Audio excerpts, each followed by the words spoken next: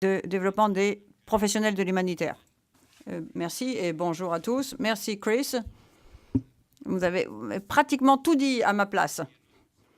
Parce que je ne vais pas tellement vous parler de World Vision et de mon vrai travail, mais plutôt de ma passion, qui est l'association de logistique humanitaire, assez similaire à l'IAPHL, mais pour la logistique humanitaire.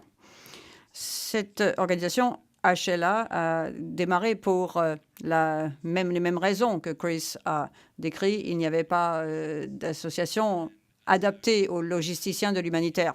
Et il y a environ 10 ans, juste après le tsunami, le réseau dans lequel je travaillais, parmi les logisticiens de l'humanitaire du monde, a décidé que ce dont nous avions besoin, c'est d'avoir davantage de reconnaître pour la logistique humanitaire.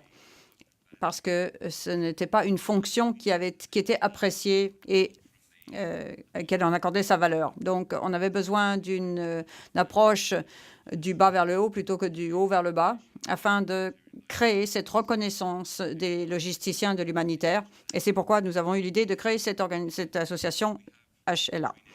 Et la différence entre HLA et IAPHL, c'est que nous voulions en faire une entité autonome et nous l'avons enregistrée en tant qu'organisation caritative. Je reviendrai là-dessus.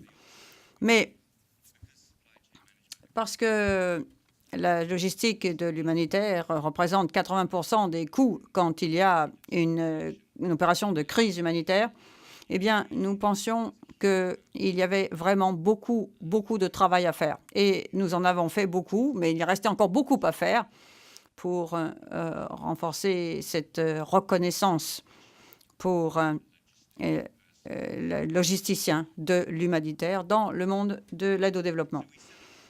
Donc, nous avons mis en place cette association HLA en tant qu'organisation caritative en 2009. Et nous pensions qu'il était important d'assurer que nous nous concentrions sur la question de la professionnalisation. Et l'une des choses sur lesquelles j'aimerais revenir tout à l'heure, c'est ce que nous entendons par professionnalisation et comment on peut collaborer efficacement.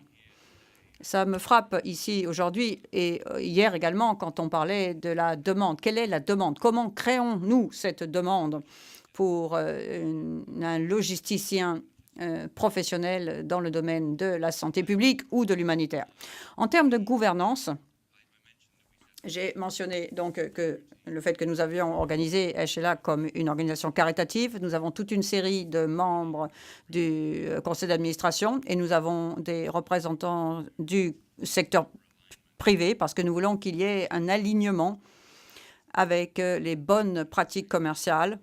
Mais nous voulions aussi nous assurer qu'il y ait une bonne compréhension des différences entre la logistique commerciale et la logistique humanitaire ou de santé publique. Et nous voulions aussi avoir un comité consultatif basé dans différentes régions du monde pour pouvoir vraiment faire appel à différentes fonctions au sein du monde de l'humanitaire. Et nous sommes en train de réformer ce conseil consultatif. Donc, si vous êtes intéressé à participer à ce groupe ou ce conseil consultatif, eh bien, dites-le moi.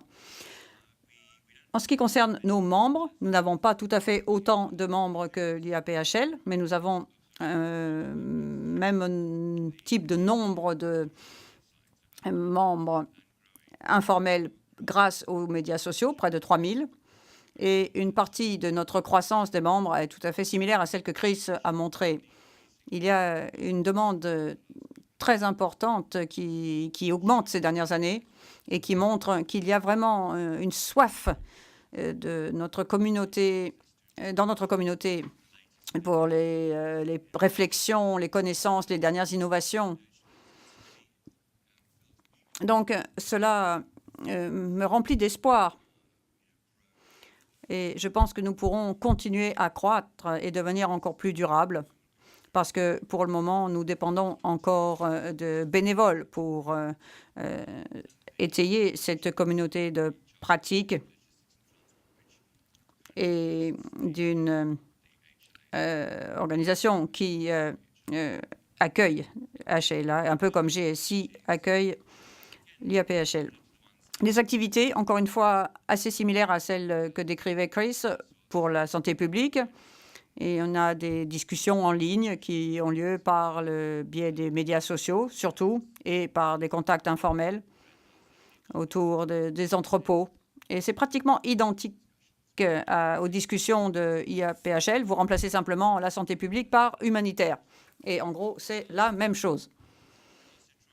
Nous essayons également d'organiser des événements en face à face quand nous pouvons le faire dans différentes régions du monde, entre nos groupes focus, sont certains pôles tels que Bangkok ou Nairobi.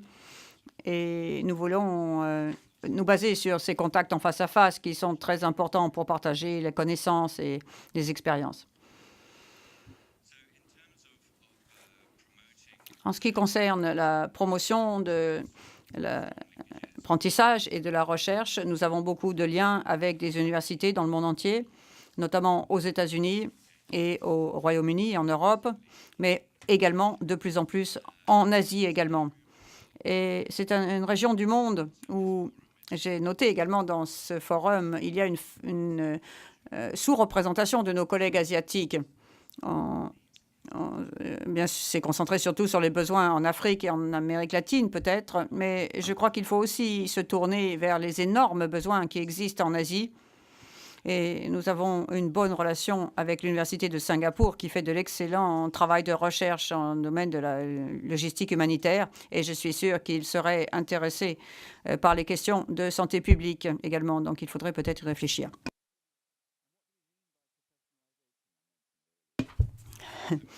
Je voulais donc revenir sur la professionnalisation. Et voulais proposer quelques idées sur ce qu'on pourrait faire pour proposer une définition du professionnel de l'humanitaire ou du logisticien de l'humanitaire. Mais en fait, tout tourne autour des compétences. Et il est bon de parler des besoins de formation formelle. Et on en a parlé aujourd'hui et hier également. Mais il faut aussi parler de la création d'un professionnel compétent. Et lié à cela, il y a le besoin de définir clairement les plans de carrière. Et je crois que c'est Rebecca Bailey hier qui parlait des plans de carrière et d'un cadre de plans de carrière. Et nous voulons faire la même chose pour les logisticiens de l'humanitaire.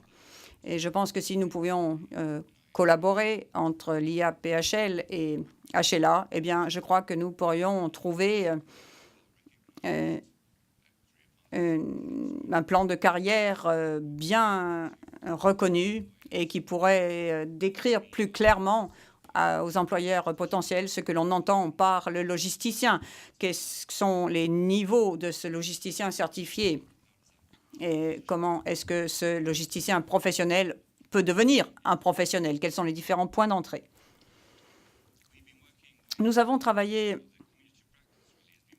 ou la communauté de pratique travaille depuis plusieurs années avec le Fritz Institute et le CILT pour créer un programme de certification pour les logisticiens de l'humanitaire. Et le premier cours est un cours par correspondance,